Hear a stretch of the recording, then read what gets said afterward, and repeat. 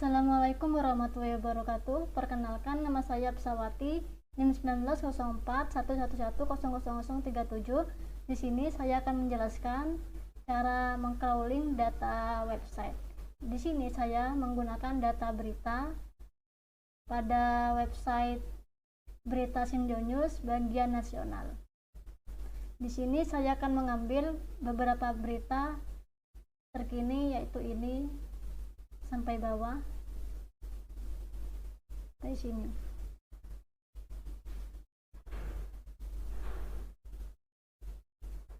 Di sini saya akan mengambil bagian topiknya, tanggal, judul, dan deskripsinya.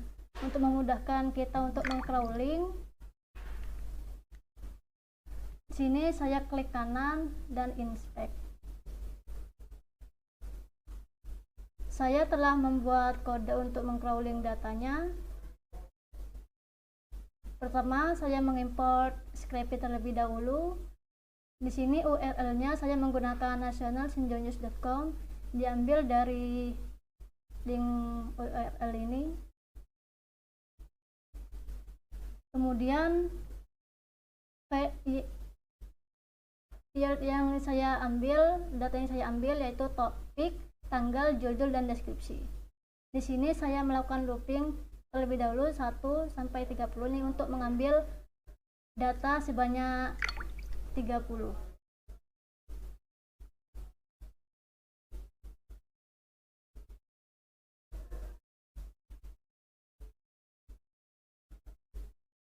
Saya akan mengambil topiknya terlebih dahulu.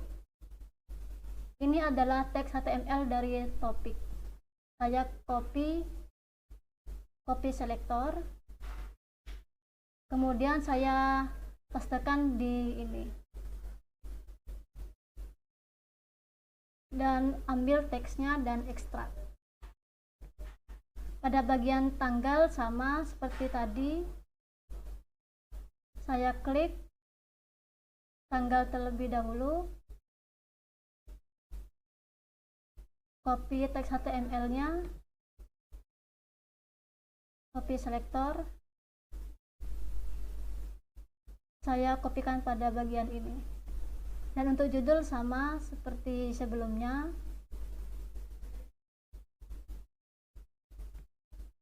ini di copy selektor, dan untuk deskripsi, dan ini di copy di selektor. Di sini saya melakukan looping dengan variabel berita karena pada data topik, tanggal, judul, dan deskripsi, link teks HTML-nya sama pada bagian body sampai new scroll. Jadi saya membuatnya satu kali agar tidak panjang teks HTML ininya. Kemudian saya melakukan run dan data yang telah saya crawling saya simpan di dalam file scrapyberita.csv. Cara nyimpannya seperti ini. Kita ketik scrapy run spider coba.py, ini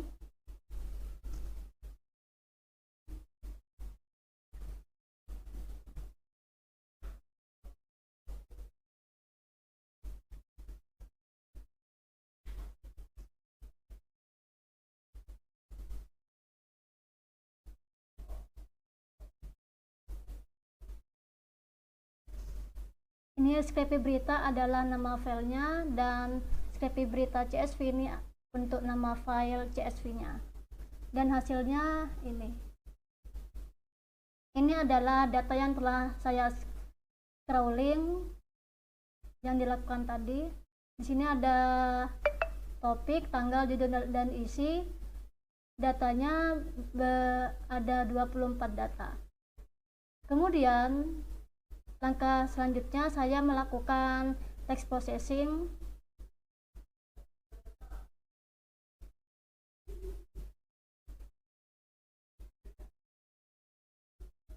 Di sini saya setelah membuat kode untuk text processingnya. Pertama-tama saya mengimport library-nya terlebih dahulu. seperti import pandas, numpy, string, array, dan lainnya. Kemudian saya memanggil file bernama scrappyberita.csv. Ini adalah data dari file scrappyberita.csv. Kemudian saya melakukan case folding. Di sini berfungsi untuk menyamaratakan penggunaan huruf kapital. Jadi huruf pada file scrappyberita pada bagian isi, saya mengambil bagian isi, saya ubah yang huruf kapital menjadi huruf kecil semua. Jadi seperti ini hasilnya. Fraksi F ini awalnya huruf besar, telah diubah menjadi huruf kecil. Dan untuk data selanjutnya diubah juga. Kemudian selanjutnya saya melakukan tokenizing atau memecah kalimat menjadi kata.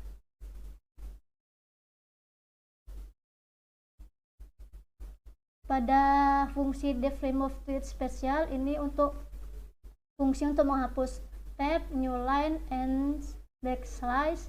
Ini adalah kodenya. Untuk menghapus non emoticon Chinese word, ini kodenya. Ini kode untuk menghapus mention, link, dan hashtag, dan ini kode untuk menghapus URL. Def remove number ini untuk menghapus angka pada data berita. Def remove function ini untuk menghapus simbol dan tanda baca. Dan selanjutnya sama default tokenizing wrapper ini untuk mengubah kalimat menjadi kata. Di sini saya membuat variabel baru yaitu deskripsi token dengan menggunakan data isi yang di atas, data isi ini, dan hasilnya ini.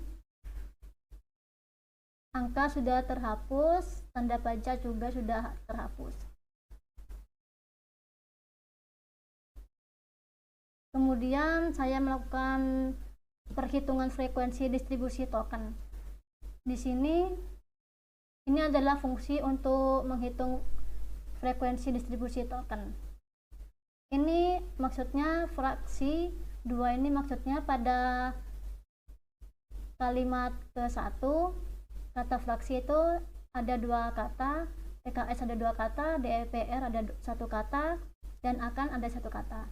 Untuk kalimat yang kedua, kata isu ada 1 kata, perombakan 1 kata, dan reshuffle 1 kata, dan untuk selanjutnya sama. Kemudian saya melakukan filtering stop word removal di sini untuk menghapus kata-kata yang tidak perlu. Di sini fungsi ini untuk menghapus kata-kata secara manual yang tidak perlu.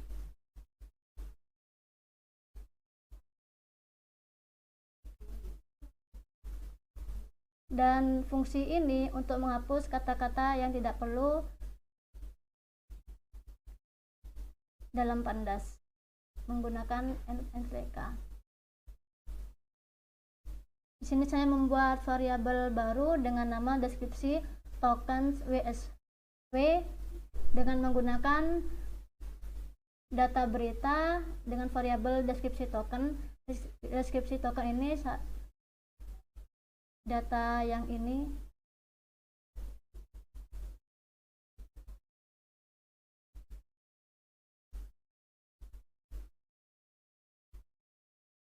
Ini adalah hasilnya.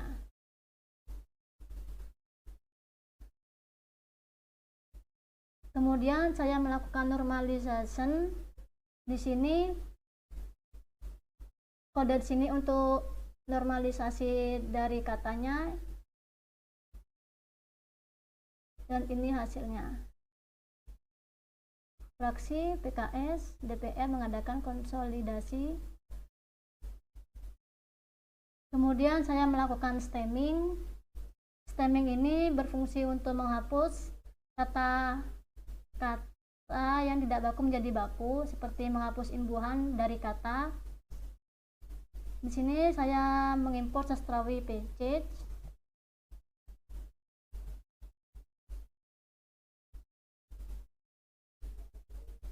Di sini saya membuat variabel baru yaitu deskripsi token statement menggunakan data pada variabel deskripsi normalized yang telah kita lakukan tadi.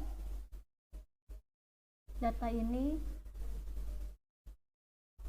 dan inilah hasilnya. Ini pada crawling yang telah kita lakukan terdapat 279 kata.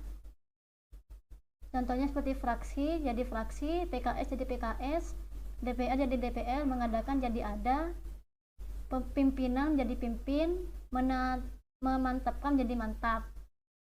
Kemudian saya akan menyimpan datanya ke dalam CSV dengan nama text processing baru.csv, dan ini datanya. Ini adalah data yang telah kita processing tadi.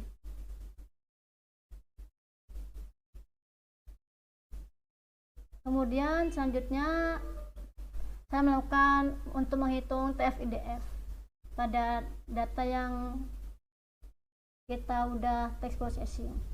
Di sini saya mengimport pandas dan numpy. Di sini saya membaca text processing baru.csv pada bagian kolom deskripsi token statement dan memberi nama kolom jadi deskripsi. Ini adalah data dari file text processing baru pada kolom deskripsi token statement. Kemudian saya menghitung term frekuensi. Ini adalah fungsi untuk menghitung term frekuensinya. Hasilnya yaitu fraksi 64, PKS 181, DPR 53, ada 0, konsolidasi 121, dan seterusnya. Kemudian saya menghitung TF-IDF-nya. Ini adalah untuk menghitung TF-IDF-nya, dan ini untuk membuat tabelnya. Hasilnya seperti ini, ada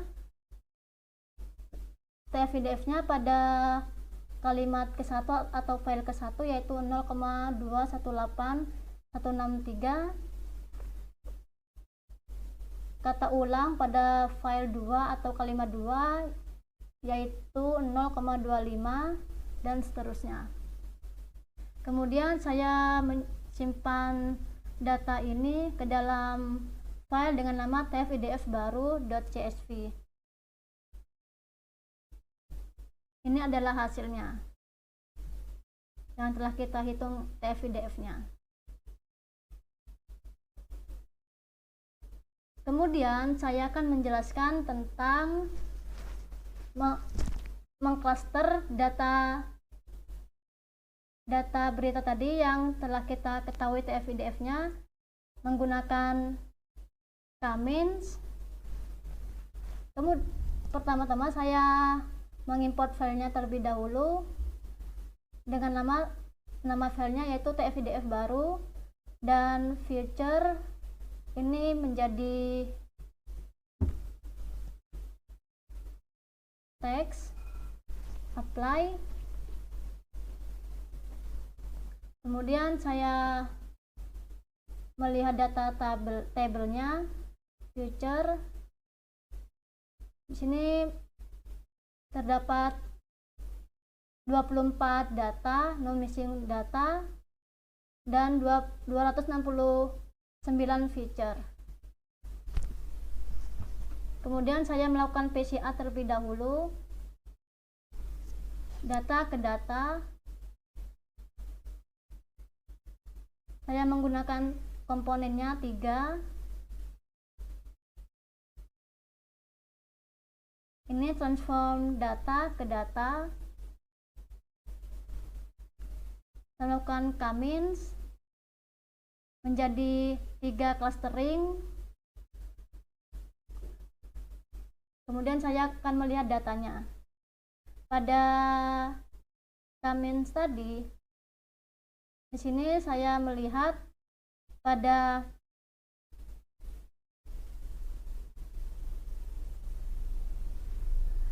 feature 1, 2, 3, 4, 5, 6, 7, 8, 9, 10 kecuali 16 dan 17 itu adalah cluster yang pertama, dan feature yang 15 yaitu cluster yang 16 itu termasuk cluster kedua, dan feature yang ke-17 merupakan cluster yang ketiga. Kemudian saya menselect kolomnya data.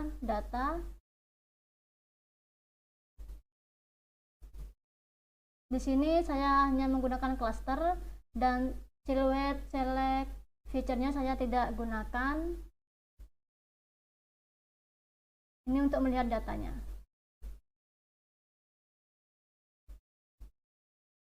Di sini telah terlihat bahwa pada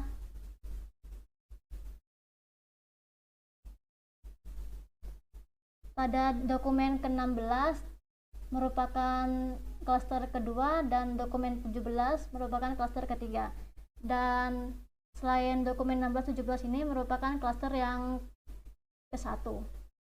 Ini untuk PC1, PC2, dan PC3 nya, hasil dari PC1, PC2, dan PC3 nya. Demikian dari saya. Wassalamualaikum warahmatullahi wabarakatuh.